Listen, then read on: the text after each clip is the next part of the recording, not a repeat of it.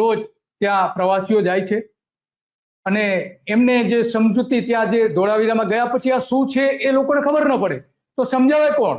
ત્યાં સમજાવનારા જે ગાઈડ હતા, એક ગાઈડ વર્ષોથી કામ કરતા હતા ત્યાં.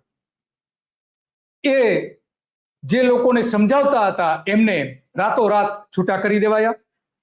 એમની પાસે કામ હતું, લઈ લેવામાં આવ્યું. અને એ બધી આપણે વાત કરવી છે. વાત એટલા માટે કરવી છે કે આપણે જાણીએ છીએ લગભગ 35 જેટલા ત્યાં ગાઈડ હતા અને સરકારના એક પરિપત્રથી આ ધોળાવીરાના તમામ ગાઈડને બેરોજગાર બનાવી રહ્યા છે. ધોળાવીરા વર્લ્ડ હેરિટેજ સાઇટ છે, હમણાં જ આપણે એનું બિરુદ મળ્યું છે અને વિશ્વભરના પ્રવાસીઓ ત્યાં આવે છે. અને આ પ્રવાસીઓ રોજના લગભગ 5000ની આસપાસ આવે છે. એમને એ મુલાકાતીઓને આ બધું જ જ્ઞાન આપવામાં આવતું હતું, પરંતુ હવે આ બધા જે ગાઈડ હતા એને બેરોજગાર બનાવી દેવા છે, છૂટા કરી દેવાય છે. તો એ પૈકીના આપણે વાત કરીશું કે ખરેખર વાસ્તવમાં કેવી પરિસ્થિતિ છે અને શા માટે આ બધું ત્યાં થઈ રહ્યું છે, એ બધી વાત આપણે કરીશું. ચમનભાઈ મકવાણા, તમારું સ્વાગત છે તો ગુજરાત રિપોર્ટમાં.